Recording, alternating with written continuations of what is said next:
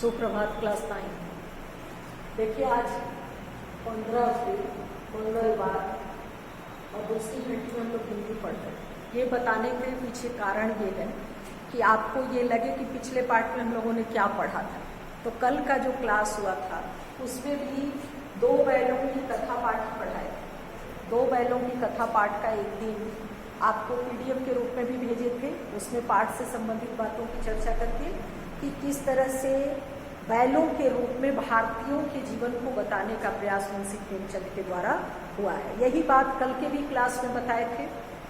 फिर से आज एक बार वीडियो में भी सार रूप में बताते हैं कि इस पाठ के देखिए हमेशा जब भी कोई पाठ हम लोग सुनेंगे या किसी पाठ के बारे में जानेंगे तो वहाँ पर ये जानना नितांत आवश्यक है कि किन परिस्थितियों में लेखक ने इसको लिखा, वे कौन सी परिस्थितियां बनी जिसमें ये लिखा गया। तो लेखक के विषय में पहले हम लोग जानेंगे मुंशी प्रेमचंद, जिनका बचपन का नाम धनपत राय था। बनारस के उत्तर प्रदेश के बनारस, माफ कीजिए, उत्तर प्रदेश के बनारस जिले के लमही नामक ग्राम में 1880 में मुंशी प्रेमचंद का जन्म हुआ था। अब 1880 बताने के पीछे आपको लग रहा होगा कि यूं ही बता रहे हैं उनके जन्म के बारे में, लेकिन 1880 बताने के पीछे हेतु ये है कि जिस परिप्रेक्ष्य में ये पाठ लिखा गया, ये कहानी लिखी गई, वो आज़ादी के आंदोलन से संबंध रखती है। और ऐसे में बैल को हम लोग सीधा मानते हैं, गधे को हम लोग सीधा मानते हैं। उसमें ये बताने का प्रयास प्रेमचंद जी कर रहे हैं कि बैल या गधा वास्तव में मूर्ख क्यों? मूर्ख तो वो है नहीं, गधा भी अपने काम को पूर्ण ईमानदारी के साथ करता है और बैल भी अपने काम को पूर्ण ईमानदारी के साथ करते हैं। तो इसको उन्होंने भारतीयों के जीवन से जोड़ा है कि अंग्रेज जो है वो भारतीयों को मूर्ख समझते हैं, बैलों के समान समझते हैं, गधे के समान समझते हैं। तो समझे इसमें हमको कहीं कोई तकलीफ की बात नहीं है। वो कहते हैं कि गधे का जो भी काम है, आज तक किसी ने भी गधे को अपने काम से हट करके कुछ करते हुए नहीं देखा होगा, कोई आक्रोश दिखाते हुए नहीं देखा होगा। तो इसलिए जीवन जो है वो बैलों का वो भारतीयों से दिखाते हैं कि भारतीयों के जीवन से इसको जोड़ते हैं कि जो 2 बैल थे उन्हीं को उन्होंने पूरी कहानी में बताने का प्रयास किया है। अब इन बैलों का, 2 बैलों का नाम क्या प्रश्न बनाने को दिए थे कल कि आप 15 प्रश्न बनाएंगे। तो उसमें इन बैलों में दोनों बैल का जो नाम था वो एक बैल का नाम है हीरा और दूसरे बैल का नाम है मोती। एक बैल का नाम हीरा यहाँ लिखते हैं और दूसरे बैल का नाम जो है वो है मोती। यही दोनों इसके किरदार हैं, हीरा और मोती, यही दोनों इसके किरदार हैं। यानी 2 बैलों में ये एक बैल हीरा और दूसरा बैल मोती, और इन्हीं के विषय में ये बता रहे हैं।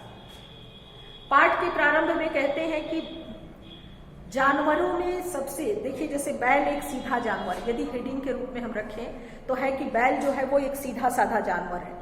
तो क्यों है वो बताने का उनके द्वारा प्रयास हो रहा है कि जानवरों में सबसे अगर मूर्ख किसी को माना जाता है तो वो गधे को माना जाता है। इसका सबसे बड़ा कारण है उसका सीधापन और उसकी सहनशीलता।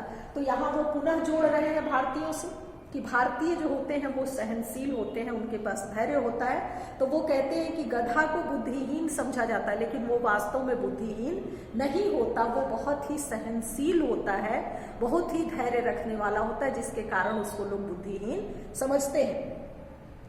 वह सुख दुख हानि लाभ में सारे समय एक जैसा रहता है। तो ये तो संत का स्वभाव है।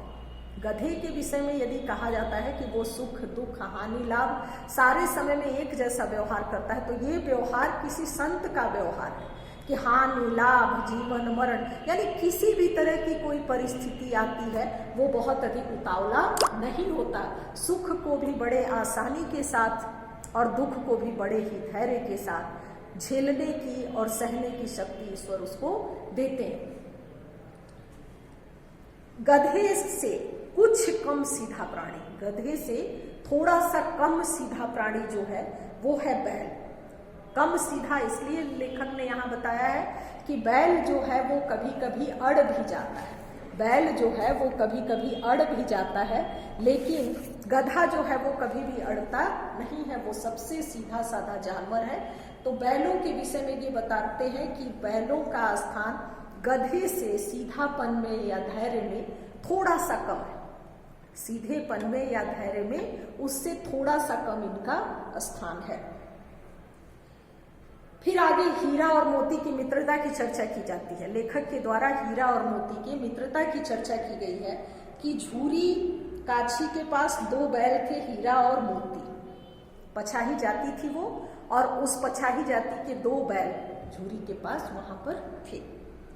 दोनों बहुत ही सुंदर सुडौल और चौकस बैल थे। जो दोनों बैल थे वो देखने में बहुत ही सुंदर और मजबूत थे।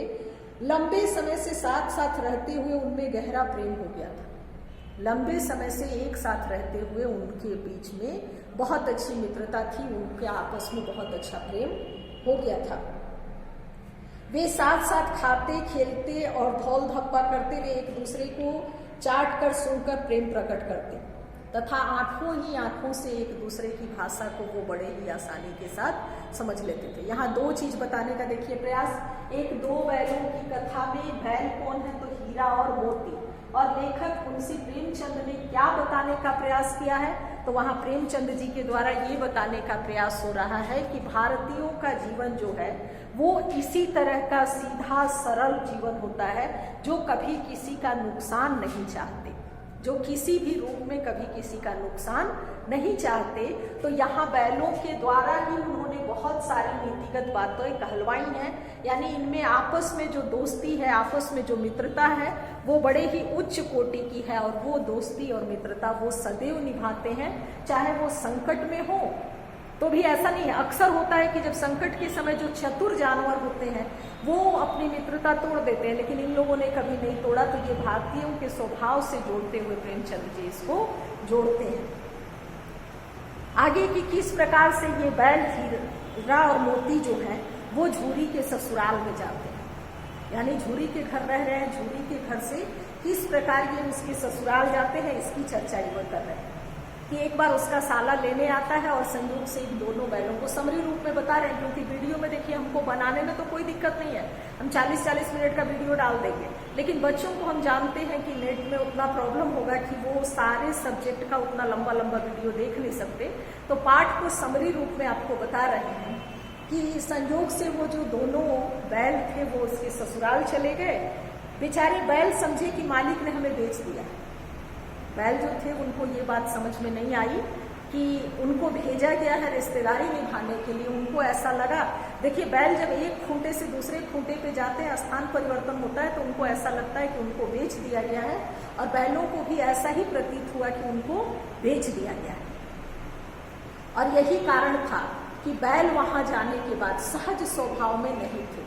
तो प्रारंभ में ही मुंशी प्रेमचंद ने बताया है कि गधे से थोड़ा कम इनमें सहन शक्ति होती है, यानी जहाँ इनको नहीं कुछ ना अच्छा महसूस होता ये थोड़ा सा अपनी प्रतिक्रिया भी देते हैं, तो वहाँ ये बहुत अच्छा व्यवहार नहीं करते। वो अड़ गए थे वहाँ, वो कुछ करना नहीं चाह रहे थे। झूरी का साला उन्हें आगे धकेलता तो वो और पीछे जोर लगाता, यानी वो जब किसी काम को करवाना चाह रहा था तो वो और भी नहीं करना चाह रहे थे, क्योंकि उनको लग रहा था कि वो नए स्थान पर आए हैं, उनके मालिक ने उनको बेच दिया है, तो वो अपने गुस्से को प्रदर्शित करने का यही तरीका अपना रहे थे।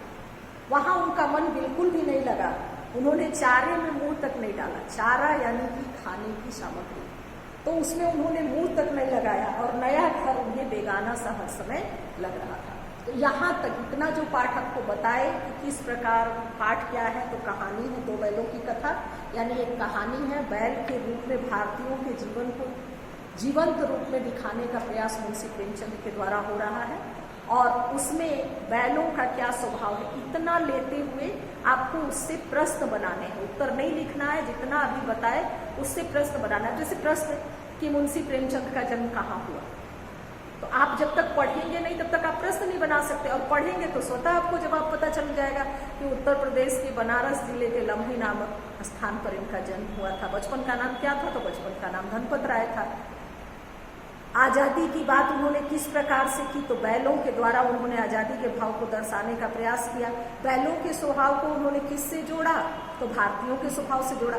तो इस तरह से 15 प्रश्न आप लोग बनाएंगे, आगे अगले दिन बताएंगे। धन्यवाद।